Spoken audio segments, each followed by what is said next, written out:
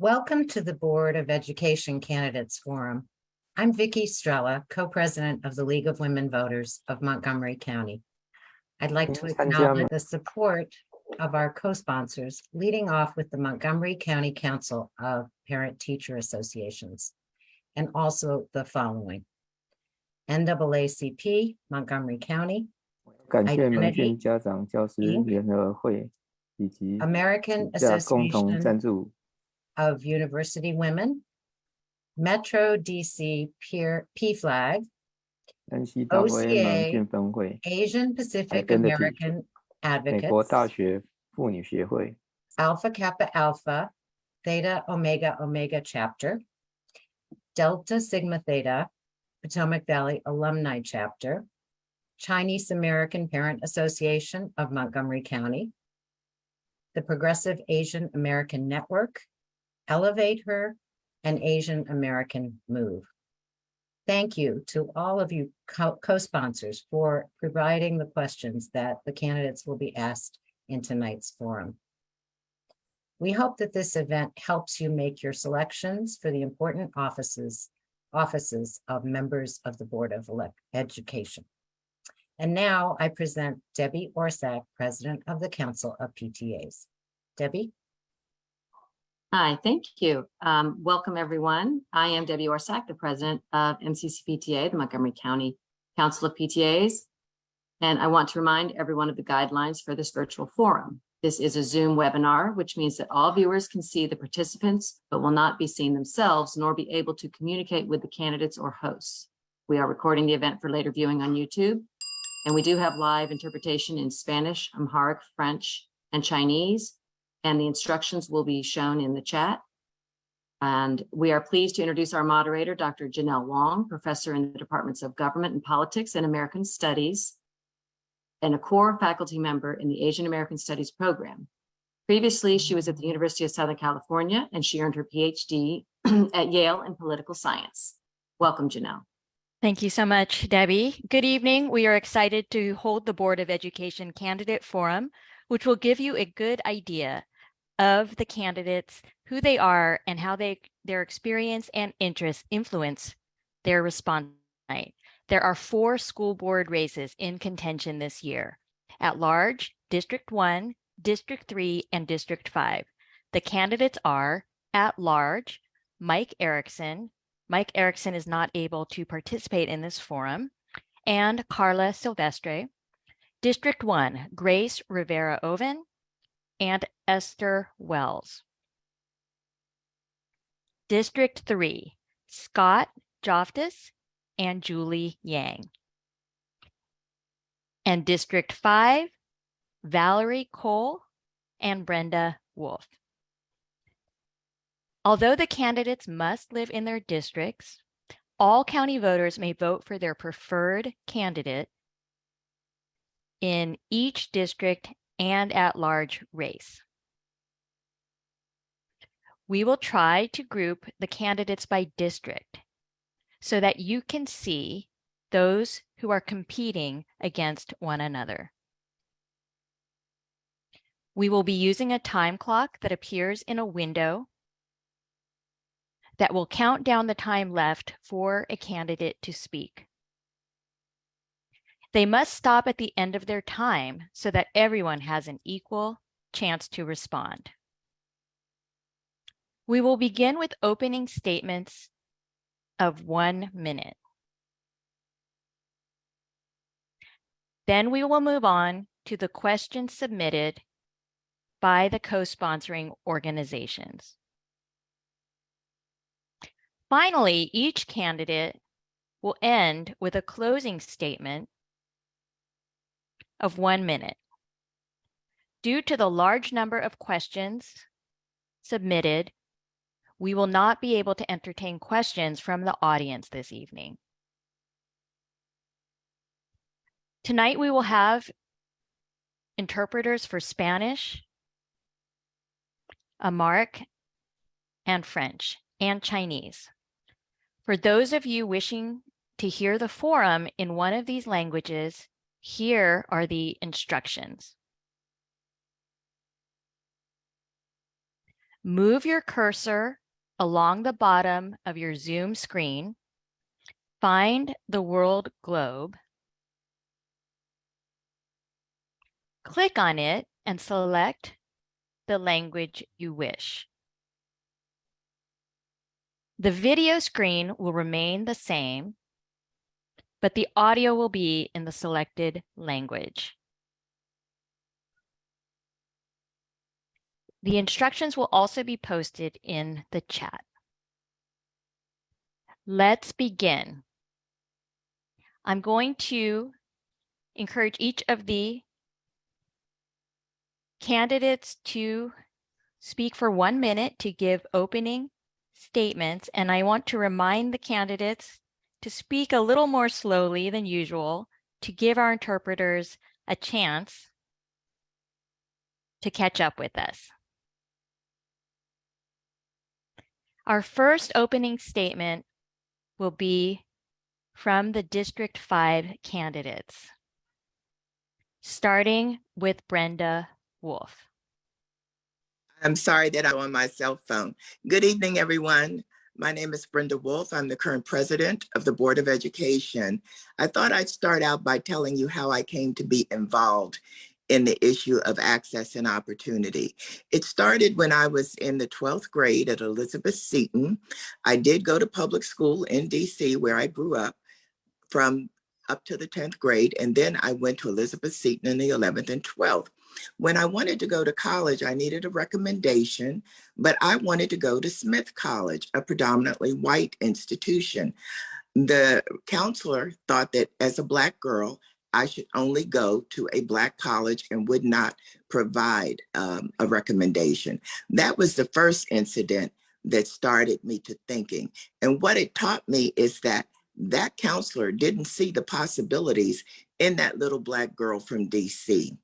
The second incident happened when I went to law school, finished, and applied for a job with the FBI. And the question that they asked me at the time was, what is your husband going to say when we call your house at 2 o'clock in the morning and need you to come? All of this has taught me that opportunities and access are not the same for everyone. And I want to ensure that all of our students are seen as a priority. Thank you. And for our candidates, please keep an eye also on the timer. Our next speaker is Valerie Cole. Good evening, everybody, and thank you for having this forum and for inviting all of us to take part. My journey in education and my desire to serve on the Board of Education in Montgomery County comes after serving as 32 years a classroom teacher, elementary school teacher here in the county. And I find that after having truly a life of service in education, the next step for me after leaving that part of my journey is to bring all of the skills that I have in terms of being familiar with curriculum, assessment, responsibility, and communication, and to bring that to the Board of Education. One of the main missions of the board is to ensure that all students and everyone in our community has representation and voice in the decision-making process. I'm committed to making sure that all students, staff, and community members find me as responsive and a trustworthy source of information and in decision-making as we work on our new restructured board with our new superintendent. Thank you. Thank you so much. And our next speaker is from District 3, Julie Yang. And thank you so much, everyone, for slowing down your speech a little bit. Hi, everyone. I'm Julie Yang. It's an honor to be here. Since I started my campaign, 23 elected officials have endorsed me, and I have received over 84,000, 60% of the votes in a three-way race in the primary from grassroots supporters like you who trusted me to serve on the board. And I have exactly what it takes to do the job.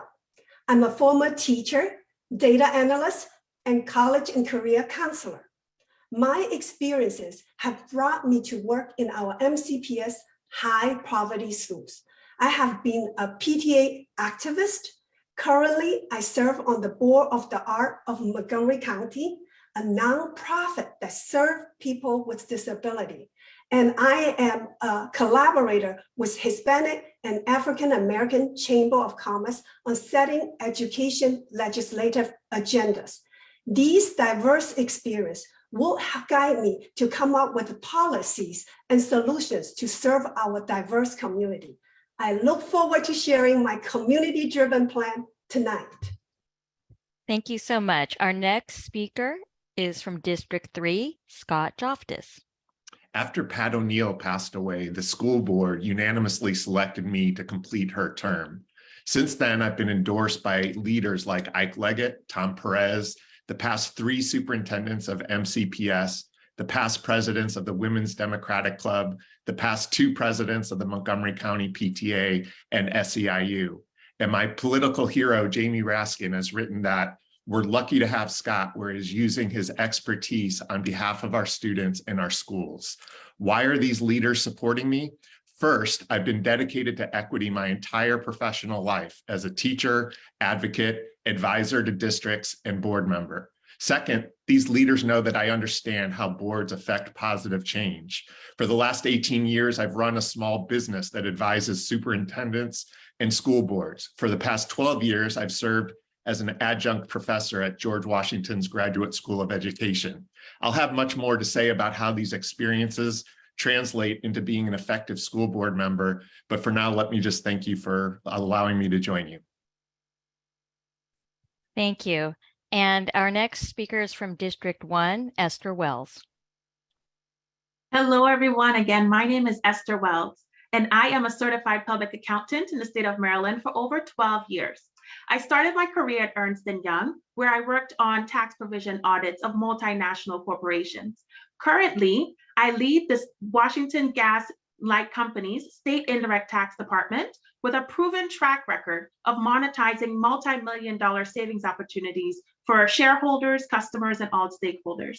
I'm a mother of 2 boys, a 4-year-old and a 9-year-old who has developmental disabilities and attends MCPS. They are the source of my passion and advocacy for a brighter future for all learners. We are in this together. As your next board member, my primary top focus will be on the finances. As we know, MCPS has a $3 billion budget, and it's important to have someone with the background that I have, a professional statement experience of looking at MCPS's $3 billion budget to bring adequate oversight, transparency, and accountability to community members. And so I thank you for your support. Win with Wells on November 8th, Esther Wells. Thank you so much. Thank you.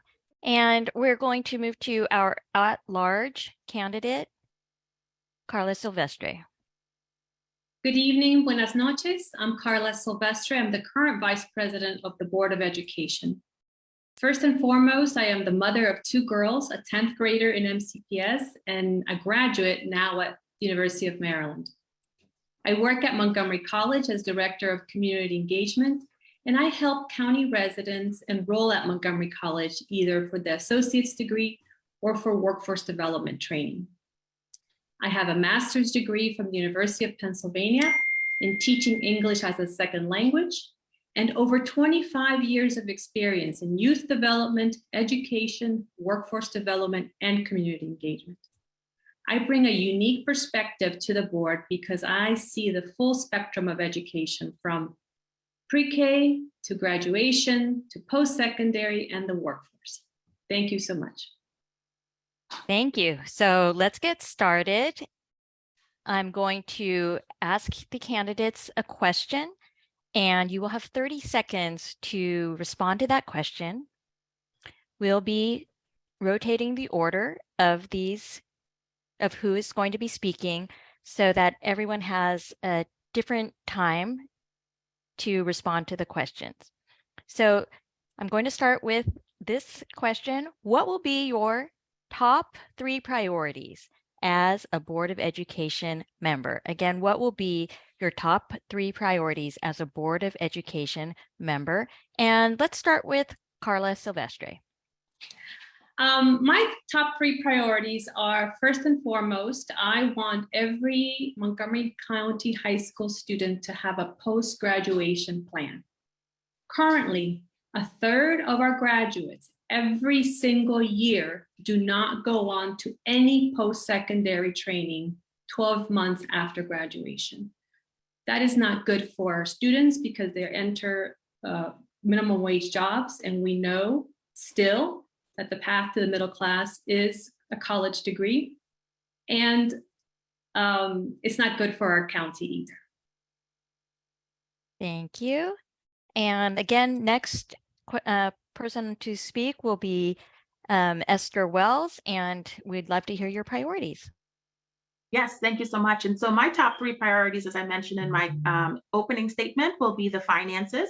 Lately, there have been some articles that have come out and community members are asking and demanding that we have more transparency in MCPS's operating budget. And so that, again, as a CPA, that will be something that I will focus on, bringing accountability, transparency, and accountability to our budget. Also, safety is important in light of the incidents we've seen at various schools.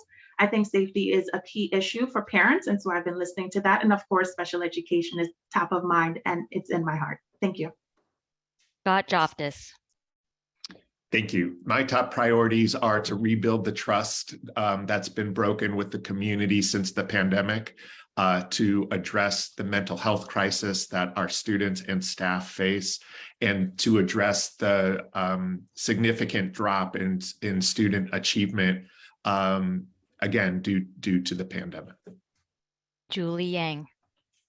Here are my top 3 priorities. Children cannot be what they cannot see. Let's create rigorous science, technology, engineering, art, and math programs, clear pathway, hands-on and internship opportunities to bring excitement and learning relevant to our students. Second, mental health issues should be prioritized in our schools.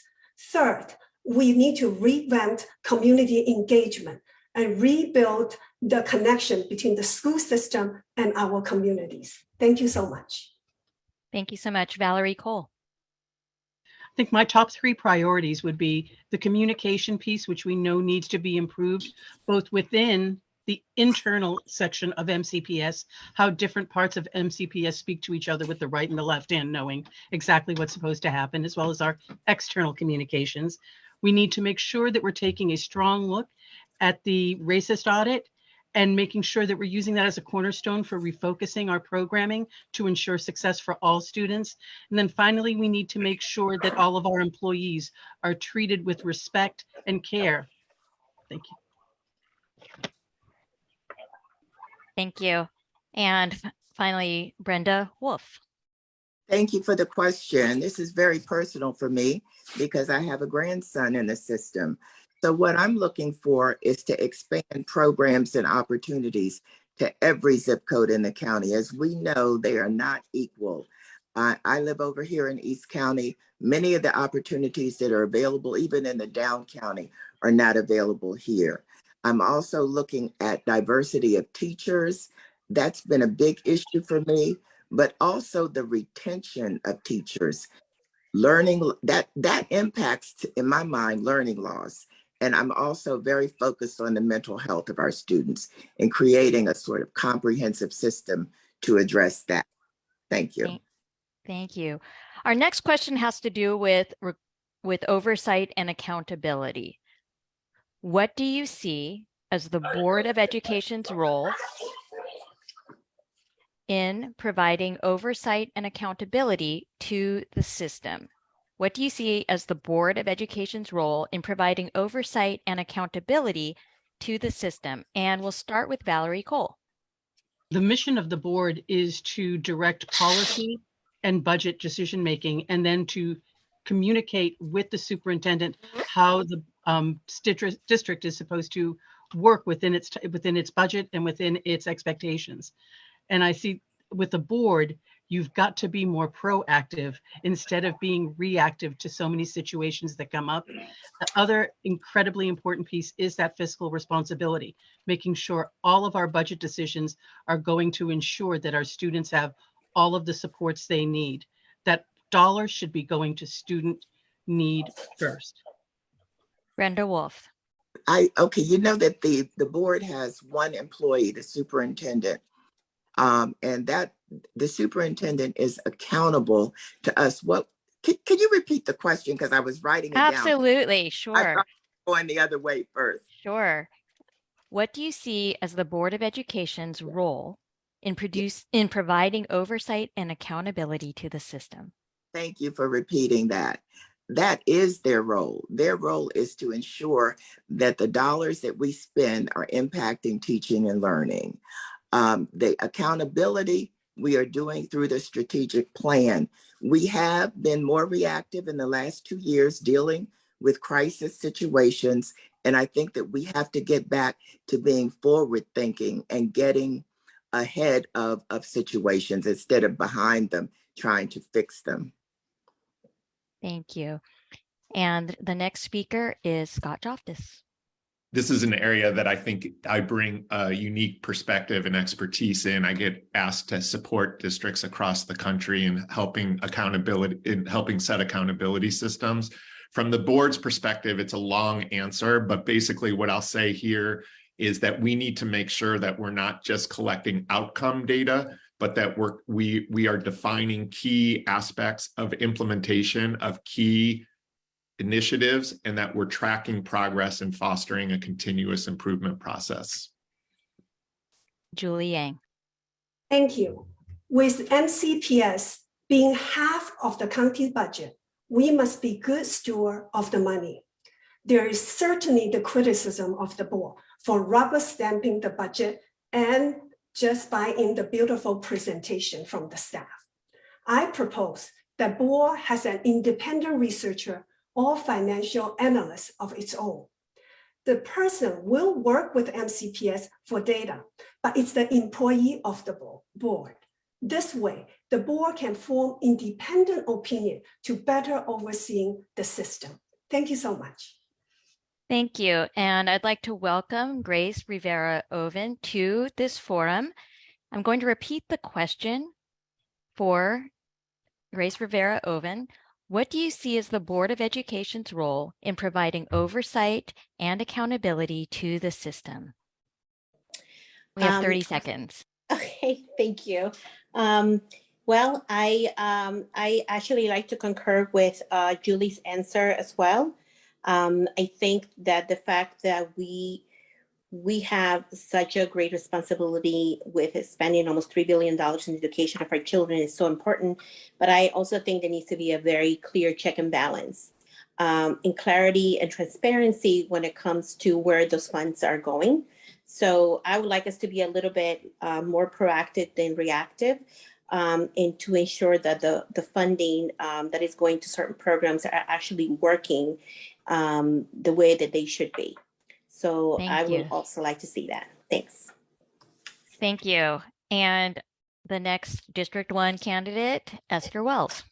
Yes, thank you for that question. And so for the last 12 years, I have spent my entire career providing accountability, transparency, and oversight of multinational corporations, billion-dollar corporations. And so currently MCPS has a finance department. They have CPAs working in MCPS. We currently have internal auditors whose role is to provide that first line of defense. We also have independent auditors every year do an annual report. And we recently had the Office of Legislative Auditors provide a report to MCPS with multiple findings, some repeating. And so for me, the first step, oversight, accountability, and bringing all of these parties together so that we're able to ensure our internal controls are working and community members feel comfortable and trust our system. Thank you. And Karla Silvestre. Yeah, a key piece of the accountability system is the superintendent's evaluation, which the Board of Education sets forth.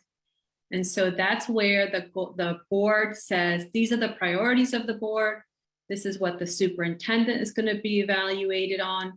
So that's key because then she directs her staff to implement with accountability because they have to be responsive to her so that her evaluation can be responsive to the board's needs. Thank you. Thank you. Our next question is about recruitment efforts. What are your ideas for identifying and recruiting qualified teachers, paraeducators, and support staff? I'm going to repeat that. What are your ideas for identifying, recruiting qualified teachers, paraeducators, and support staff. And we're going to start with our District 3 candidates. Scott Joftus, please go ahead. This is another really long answer, so I'll just focus for right now on pay. The Maryland Blueprint is requiring and supporting us to increase teacher pay, which I'm very, very supportive of. And in the process, we'll also be increasing pay for administrators and staff.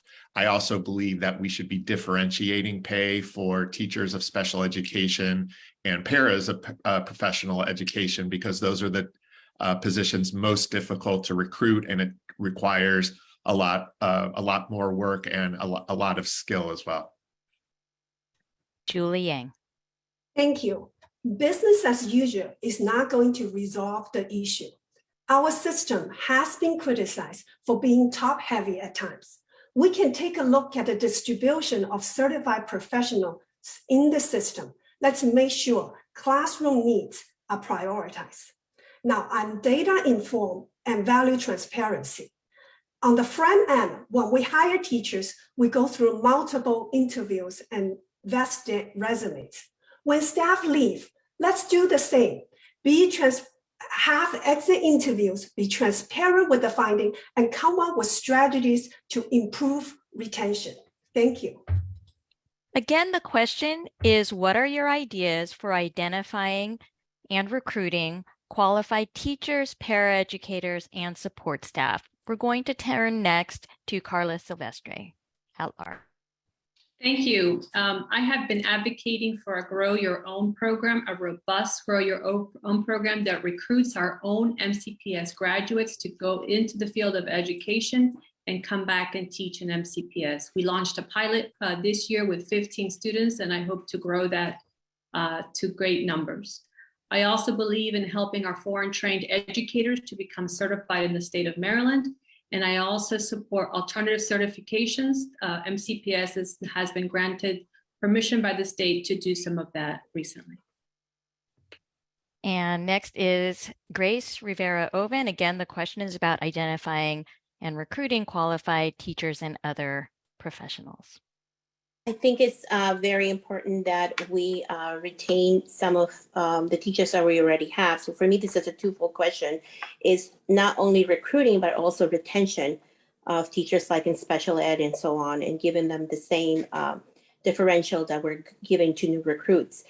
To be able to have like a welcome back center, like Karla was saying about foreign trained teachers, and help them get the certification that they need, and also supporting the young people who want to be teachers and social workers and counselors who are here in our county, and being able to foster that and grow that talent so they can actually come right back into the school system that they just finished and graduated from. I think it's the best way to be able to combat that. Thank you so much. And Esther Wells. Yes, and so I believe that first, like Grace said, we need two parts. First, we need to stop the bleeding. We need to meet with our teachers, our support staff, and understand what exactly are their needs and ensure that we are addressing those timely and right now. Also, we need to fund our teachers. They should not have clear the list requests to the community. We need to ensure that our budget, which is $3 billion and currently only spends about 2% in classroom supplies, we need to ensure that we fund our teachers so that they're able to capture the imagination of our students while also growing our own and prioritizing special education teachers. Thank you. And turning to Brenda Wolf. A lot has already been said that I agree with. I agree with alternative certifications. I believe that we need to work with our state delegation on that because we have a number of pipeline issues. I believe that we should be looking at stipends, differentiated pay, and this is a very expensive area to live in. I think we should also be looking at some housing issues with the county in order to bring teachers here. It's also good if we could get some of our diverse staff to go out, which they have been doing, but more of that, go out and recruit for us. And lastly, we have to figure out why, in particular, our minority teachers don't stay. Thank you. Valerie Cole. Teachers tell us why they don't stay. They tell us about the demands of the job or how a system sets up unreasonable expectations. So one way to stop the bleeding is to actually listen to the educators and the staff that are in the buildings. And we can do that by making better use and developing better climate surveys for staff and taking that information, taking that data to help inform us to stop that bleeding. This is a problem that's national. This isn't just an MCPS problem. The grow your own strategy is absolutely essential so that our students see themselves not just as learners in our classrooms, but as future leaders in our schools as teachers and as administrators. Thank you so much. We have another question. It is about allocating resources. So the question is, how do you propose allocating resources to help the students most affected by disrupted learning during the COVID pandemic so they can be on grade level? Again, the question is, how do you propose allocating resources to help the students most affected by disrupted learning during the COVID pandemic so they can be on grade level? And we're going to start with Esther Wells. Yes, I think, MCPS has received ESSER funds. There are 3 tranches that the federal government has provided MCPS. The Elementary and Secondary School Emergency Relief Fund, which is specifically provided to address the learning loss during the pandemic. And so I believe that currently right now MCPS has prioritized those funds to providing the virtual learning infrastructure that we needed. They've also provided it to wages and salaries for teachers and for the wellness centers in MCPS. I think that we need to ensure that we equitably allocate resources to students, especially minorities, and developmentally disabled learners like my son. Thank you. Grace Rivera-Oven. So for me, it's I have seen this in the front lines working during the pandemic, but we really need to look at closing the opportunity gap that just got wider, meaning to focus in the needs of our students who are not doing well academically, especially in Title I schools. We must ensure that the work with the family unit as well to support and with guidance and give them guidance while making sure the same opportunities that these students have to take AP classes and get internships are available. In addition, transportation should not be a barrier for these students, especially for after school activities. We need to ensure broadband access and universal free lunch, as well as to close all those opportunity gaps. Karla Silvestre.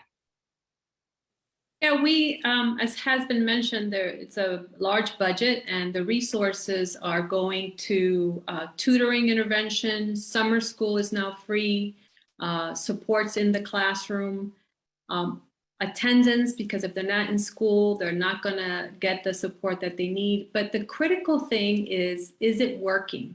And if it's not working, how do we know, what do we need to do to pivot to implement practices that are working? So access and effectiveness are just as important as allocation of resources. Thank you.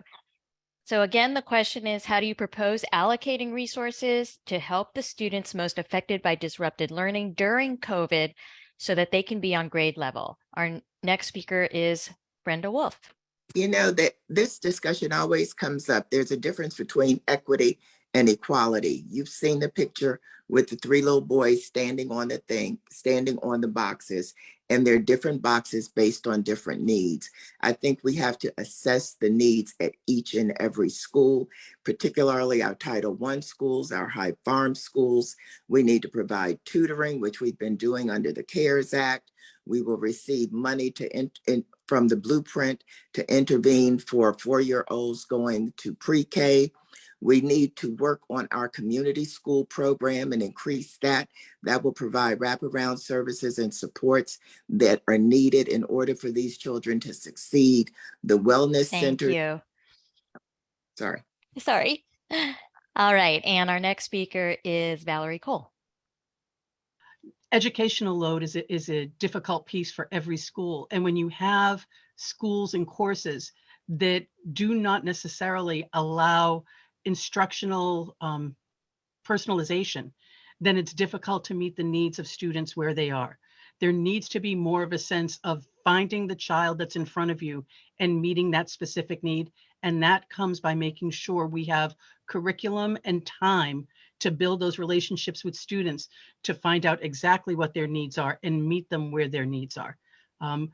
Forcing a student into a box is not going to help them make up any loss. Thank you. I'd just like to also remind our candidates to be sure to use the gallery view in the Zoom settings so that you can see the timer. Thank you. All right. And so we're going to now turn to District 3, and we will go to Julie Yang. Thank you. Thank you, everyone. Now, as an educator, I value relationship. We need to allow the teacher and the student build a trusted relationship to create the learning community. And we need to understand the pandemic is a traumatic experience. Our resources need to go to support the mental health of our most needed, most impacted students. And lastly, let's open the door to bring in nonprofit organizations to collaborate with us so that we can meet the students' needs beyond Monday to Friday, 7 to 3 p.m. Thank you so much. Scott Joftus.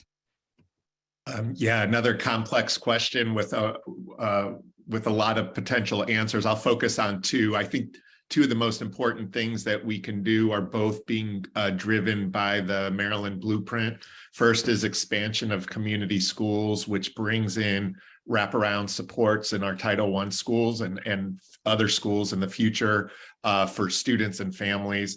And number two is allows incentive pay for the best teachers and principals to work in our highest poverty schools, which we know is a challenge. Thank you. Our next question is on community engagement. Who do you believe are the primary stakeholder groups that MCPS should engage to ensure authentic community engagement? Again, the question is, who do you believe are the primary stakeholder groups that MCPS should engage to ensure authentic community engagement? And we will start with Grace Rivera-Oven. Wow, 30 seconds is not enough. So I'm going to say the folks who are the boots on the ground, folks like myself, who actually have been working day to day during the pandemic in the front lines, making sure the families had food, had broadband access, and so on. Those folks who know the community, who go into the community, PTA leaders, not your regular folks, not the folks who come in and testify every week at the Board of Education, but those folks who are actually in places like the trailer park community in Germantown. Esther Wells. Yes, it's a great question, and that is one of the core bases of my platform, parents. Parents are the number one stakeholder in this. Parents are a child's first teacher. Parents is a child's first love. Parents are the ones that are entrusting MCPS to supplement the education that they are giving their child. And so we need to engage parents in this discussion. We need to rebuild trust with parents and ensure that we view parents at minimum as equal partners in the education of our students. Thank you. And we are going to turn to our District 3 candidates. Again, the question is about who you believe are the primary stakeholders that MCPS should engage to ensure authentic community engagement. Julie Yang. Thank you for the question. Let's remember, students are the reasons that we are here. And that's why I think our number one community engagement partner is our students. Let's listen to our students. Let them tell us how we are doing. Let them tell us what they need. Let us work together and be partners in their journey of education and really understand their experiences, their story, so that we can better meet their needs. Thank you for this great question. Scott Joftus. I agree that parents and students need to be the primary stakeholders in schools, but the question is, how as a board do we foster that? And from my view, I think one of the key strategies for doing so is what I mentioned before, which is community schools. Community schools put the family and the school at the center of our work, and it engages families to identify strengths and needs and to build the support services and activities around those strengths and needs in order to help make sure that their students are flourishing. Thank you. And again, we're asking our candidates, who do you believe are the primary stakeholder groups that MCPS should engage to ensure authentic community engagement? And our next response is from Brenda Wolf. I too agree that it has to be the parents, but I also believe that it has to be the students. You know, we do have parent advocacy groups, and I would like to see those expanded so that we're bringing in more of our parents, particularly from our immigrant communities and our language minority parents. They need to be brought in so that they understand what is going on with the student and can help us understand what we're seeing and what needs to be done with the student. But I also agree, like I said, that the student is our primary concern, and the student should not be left out as a voice in this. Thank you. Valerie Cole. I guess I'm stuck on the word authentic, because as far as I'm concerned, MCPS is like a jigsaw puzzle, and no one piece, no one stakeholder view is more important than another. If they are not all put together so that you have a full picture of the full experience, then you don't really do due diligence. So in order for it to be truly authentic stakeholder voices, it's staff, it's administrators, it's students, it's parents, it's the woman who lives next door to me whose children graduated 15 years ago, but she's still a Montgomery County taxpayer and cares about the community that she lives in. So that to me is authentic. And Karla Silvestre. Yes, we explored this in the Strategic Planning Committee because it is part of our second pillar of the strategic plan. And I insisted that we direct community engagement, but to what end? We can get lost in exploring all types of community engagement. I said we need to focus on community engagement between parents, teachers, and students so it is clear what they need to do for effective academic achievement. Thank you. Our next question is about the anti-racist system audit. MCPS has invested in the anti-racist system audit. What will you contribute to implementing its recommendations? Again, this is about the anti-racist system audit and how you will contribute to implementing its recommendations. We're going to start with our District 3 candidates and Julie Yang. Thank you very much for this question. I actually participated a lot during the process as focus groups, and a few things I care deeply about. Diversity of our staff, the training of our staff, understanding the experience and the needs of our diverse communities. Now, with this, I think we need to take a comprehensive look after we have a lot of programs implemented over the years with good intention. So how do we streamline all this program and have the good result of having a welcoming school environment for all our students? Thank you. Scott Joftus. Yeah, this is really important work. And as I said at our board meeting on Tuesday, and I was talking with Dr. McKnight today, my concern is that this is really powerful work. It's exposing a lot of challenges that we knew were there. But if we overlay the recommendations and findings of a 200-page report on a system that's not coherent, we're not going to get the impact that we need to get. So we need to make sure that it's well integrated with the ongoing work so that it's not just one more thing to do. All right, thank you. So the question is about the anti-racist system audit and how you will contribute to implementing its recommendations. Our next speaker is Valerie Cole. There's a huge opportunity here for us to make this a cornerstone for restructuring what MCPS looks like and sounds like. For me, based with my experience, I really am interested and will focus my energies in particular on how this becomes foundational in our early childhood education. How do we make sure that when those founding pieces of knowledge are begun in our students, that they come in and are already growing in a system that sees them, values them, and makes sure that there is programming there that makes them see themselves as successes. Brenda Wolf. I'm particularly interested in the diversity aspect and accountability. I want to see us create a system where we're actually evaluating based on the data that we're receiving about what's going on in the schools. That's not to say that the teachers will be based on, the evaluation will be based on how well we want to see the needle move. In other words, we want to see that the program, the money, and the evaluation are aligned so that we're getting some benefit.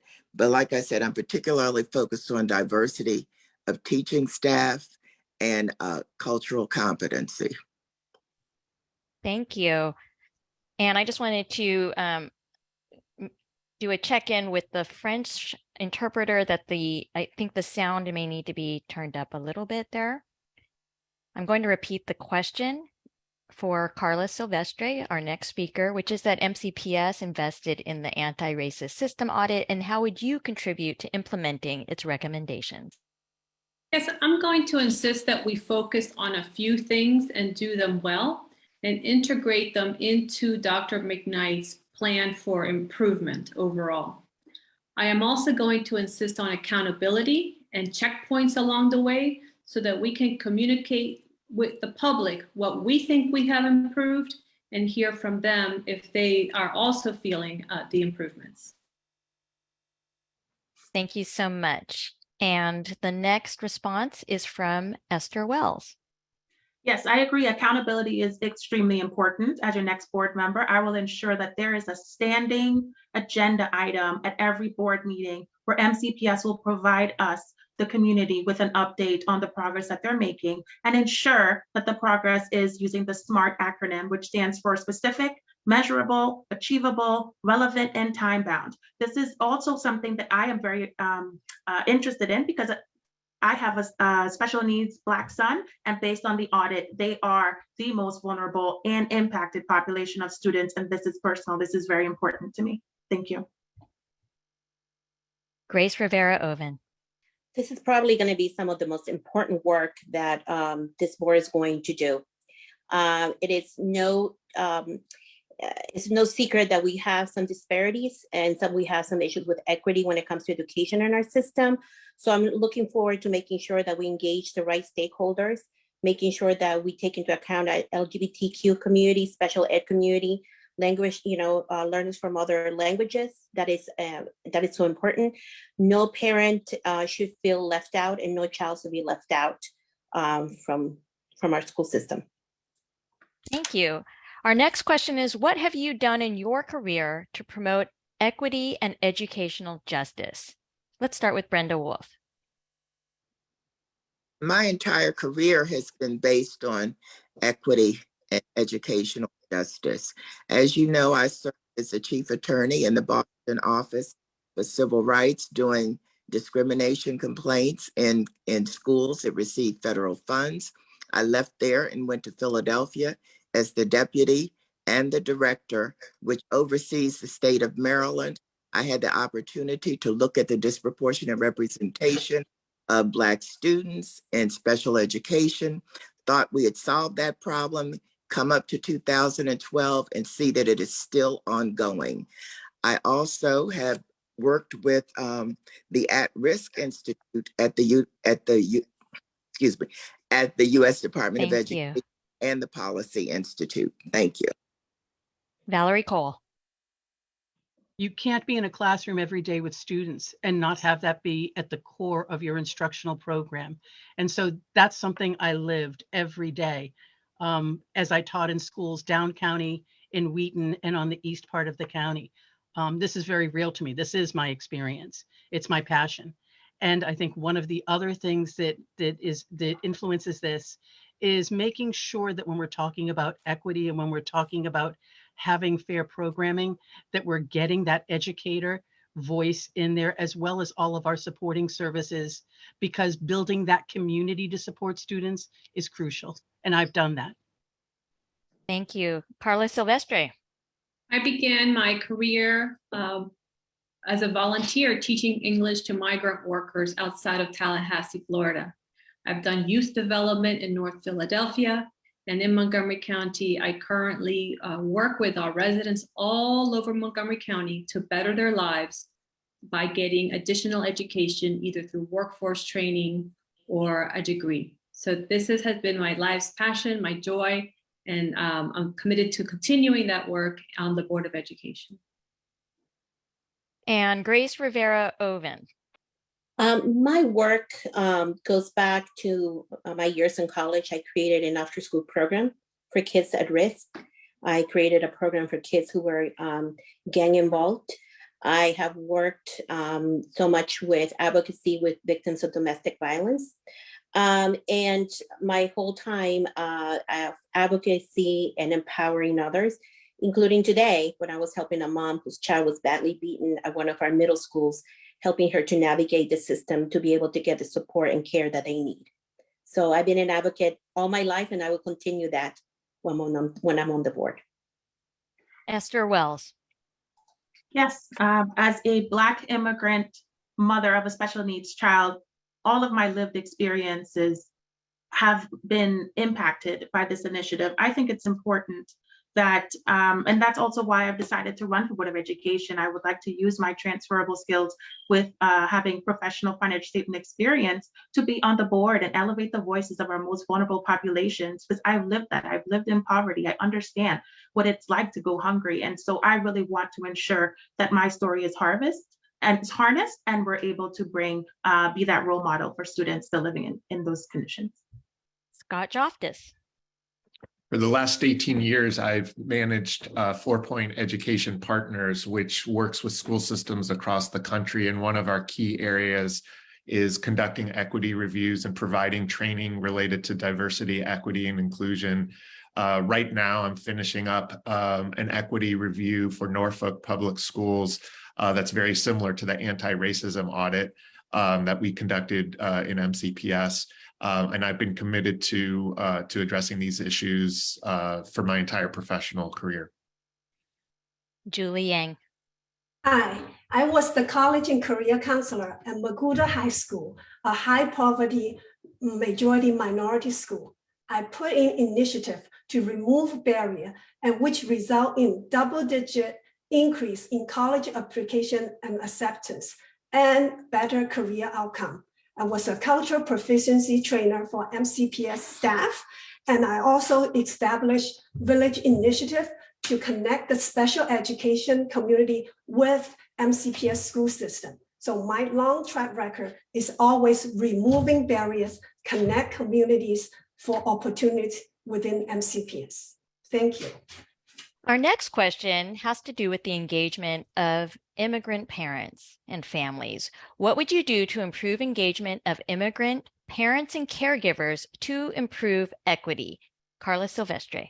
Yeah, I think the first and foremost, we have to improve our communication with our families. This is the issue that got me involved with MCPS 15 years ago, and we've made very little progress.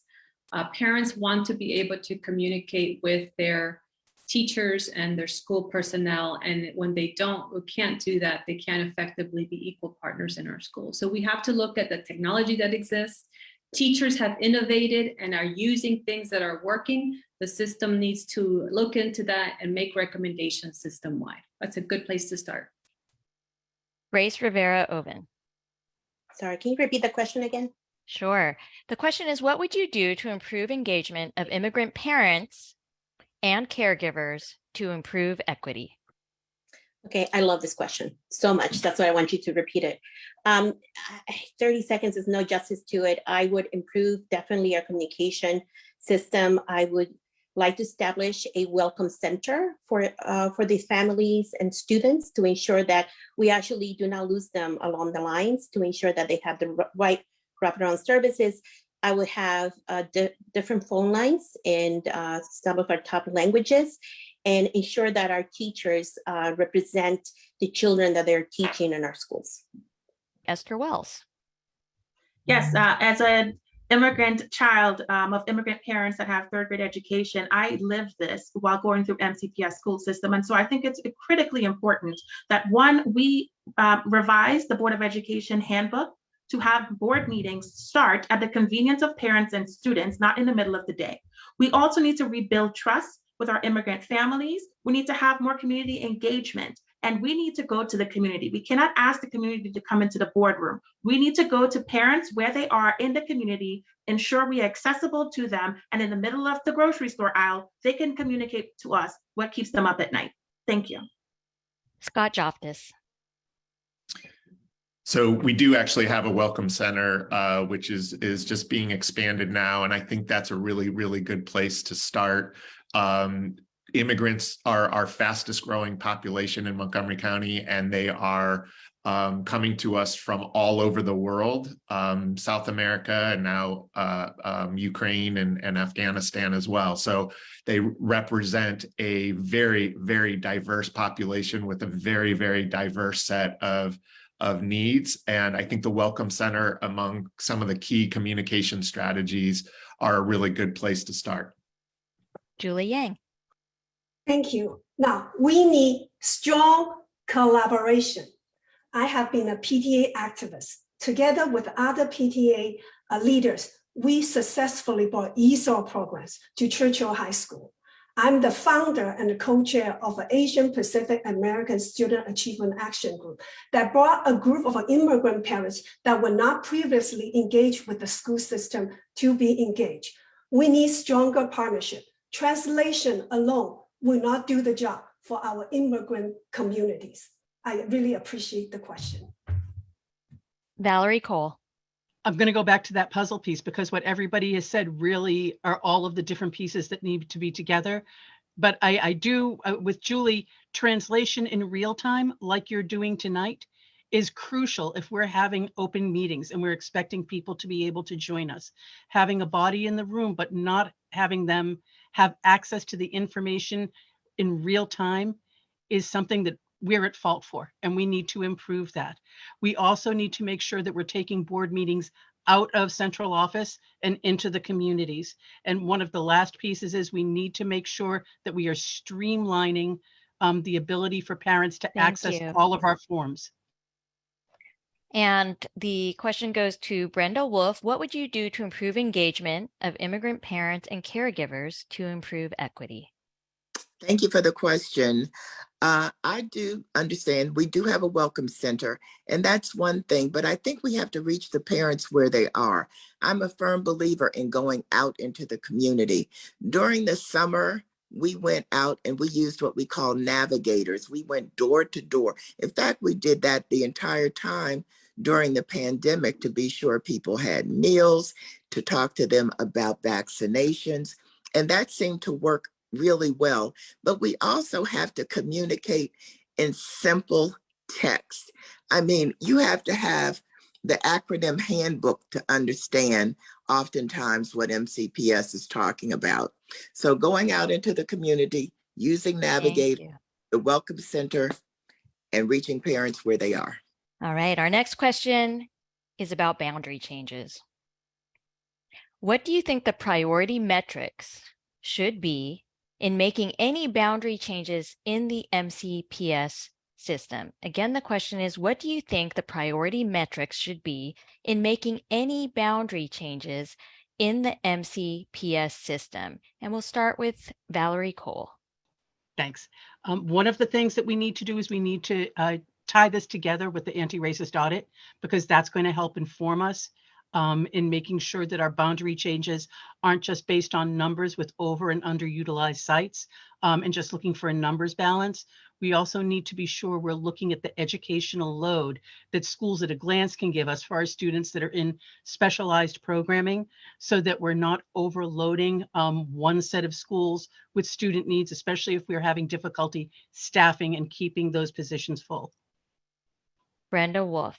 This is always a tough question because boundaries is such a sensitive subject, but I do think that we have to look at the programs that are available at the school. We have to look at the diversity of the school. We have to look at the farm rates of a school. And we have to look at proximity. Those would be the 4 things that I would like to see us look at. I'm not a big proponent of busing all over the county. It just does not seem practical. And it is not something that I believe is desired by the minority and immigrant community. What they want is programs that are effective in their schools. Scott Joftus. Yeah, strong programs in schools is the number one criterion, and making sure that all students in all parts of the county have access to that. Then, of course, to Brenda's point, it's around utilization. It's around trying to draw boundaries that are not segregating unnecessarily by income or race or ethnicity, and making sure that students have high quality neighborhood schools that are serving their needs. Julie Yang. A lot has been said. I want to emphasize community engagement and transparency. We need to make every effort to maximize walking to school and less commute time on the bus. Now, one thing to note, we must have a student-centered transition that's well-planned and well-executed. Let the students tell us what they need. Now, I also must note that with the background in college and career counseling, whenever we do boundary in terms of our high schools, we must prevent moving our juniors and seniors. Thank you so much. And again, the question is, what do you think the priority metrics should be in making any boundary changes in the MCPS system? And we'll turn to Grace Rivera-Oven. So I live in the Up County. The last district changes that we made were awful. There was a lack of transparency. There was a lack of taking into account the stakeholders.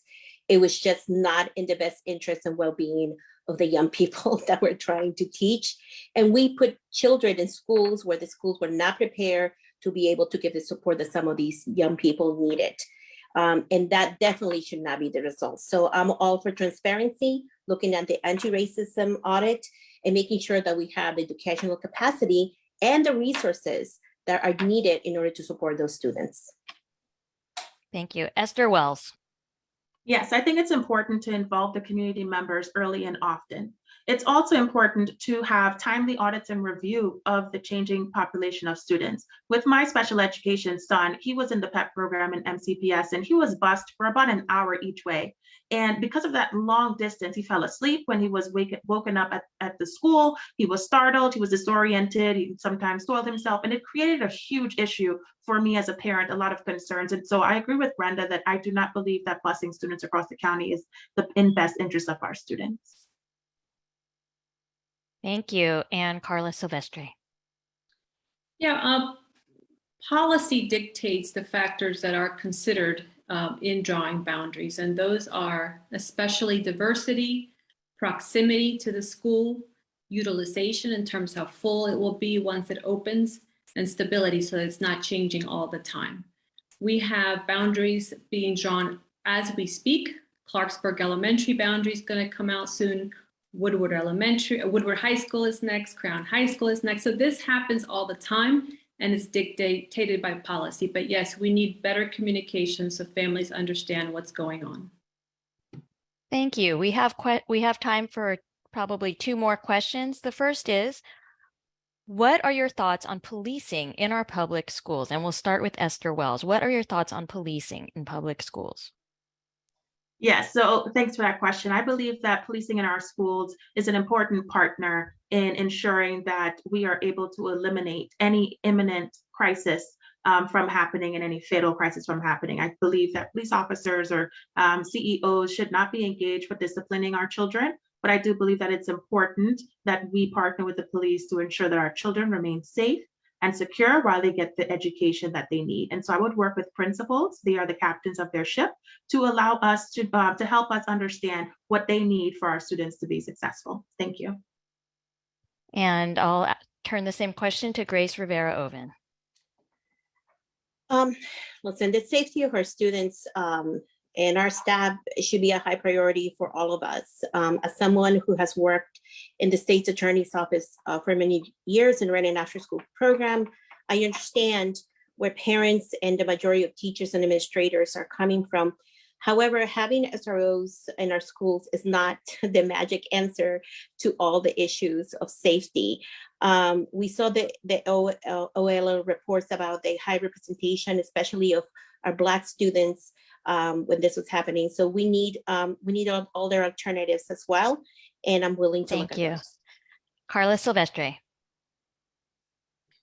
Yeah, I think that it's really important that we outline the roles and responsibilities of community engagement officers and the administration. There's things that the police officers should respond to, and there's things that they should not respond to.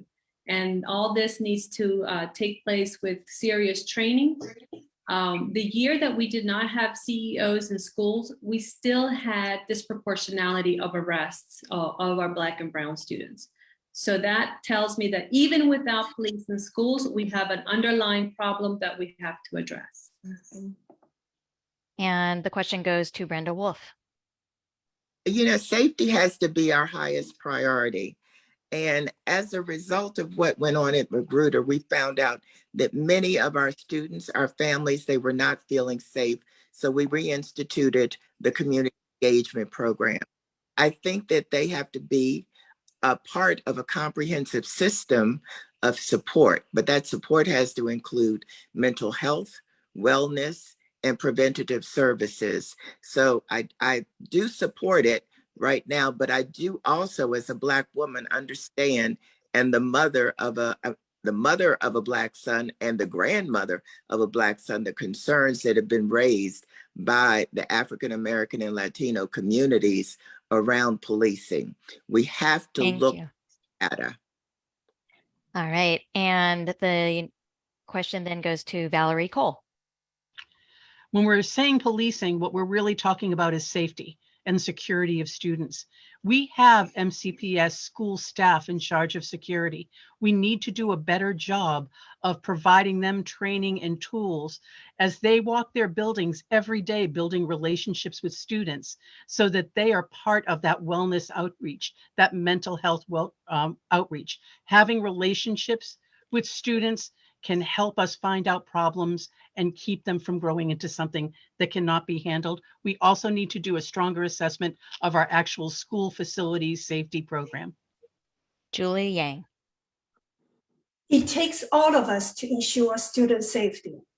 MCPS has the CEO program in place now. We must remember we cannot ignore the concerns from our special education and Black and brown community in terms of cultural sensitivity, equity, and fairness. And we need to give the program periodic reviews and monitor and modify if needed. We need to continue invest in technology.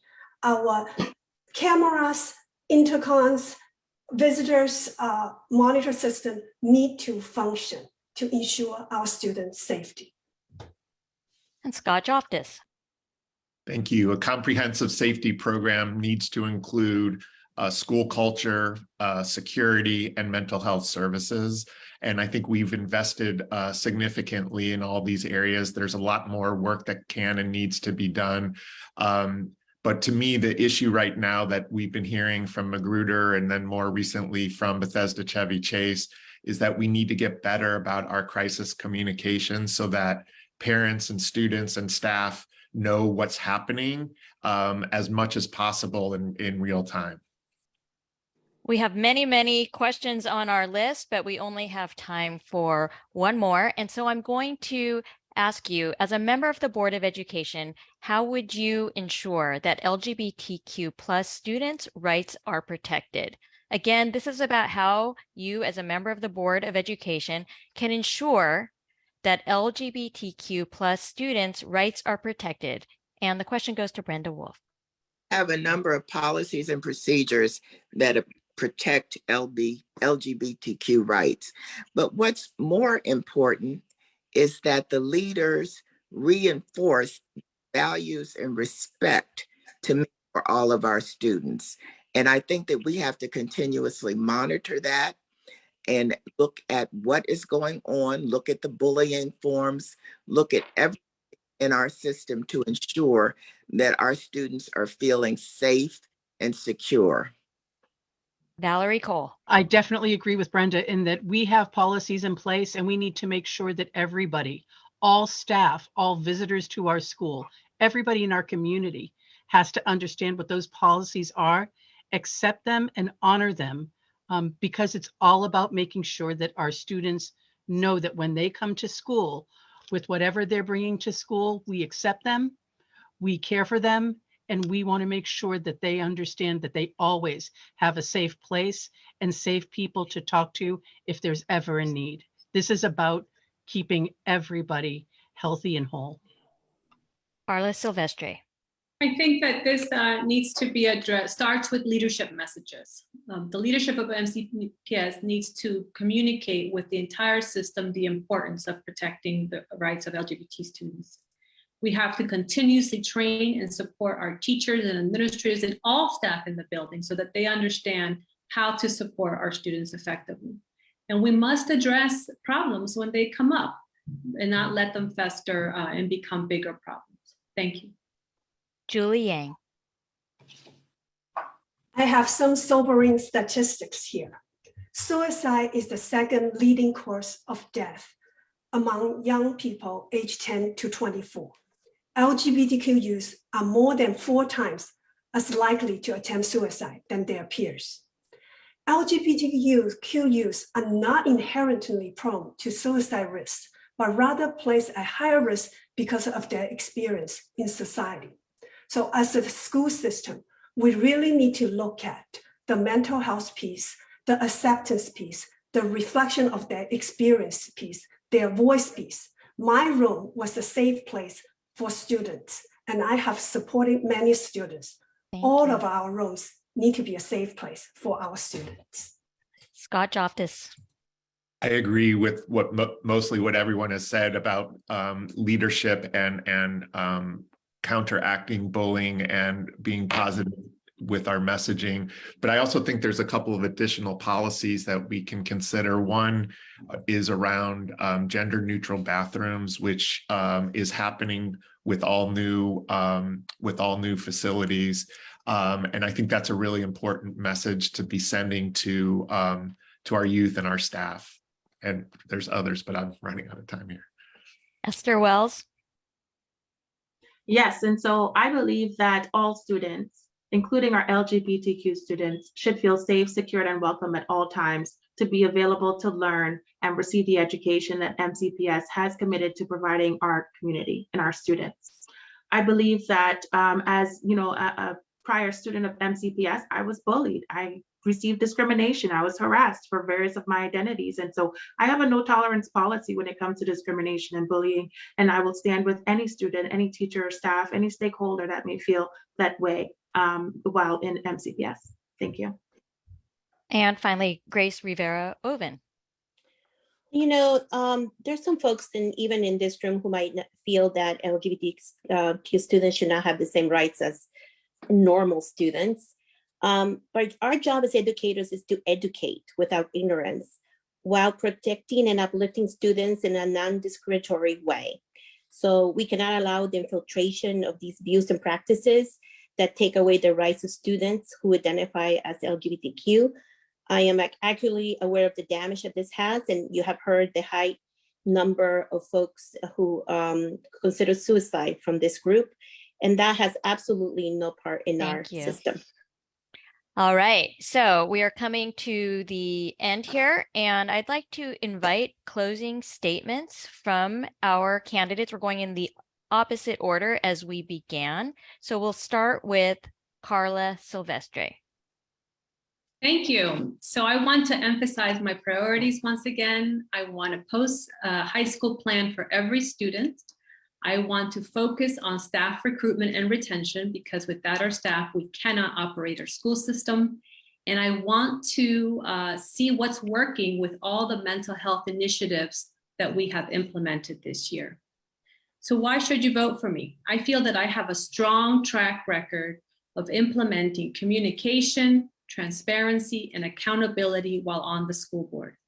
I have worked in Montgomery County for the last 15 years. I know Montgomery County very well and the complex issues that affect our families when outside of the school day, because it doesn't all happen during the school day and we have to work with our county partners to solve some of these problems.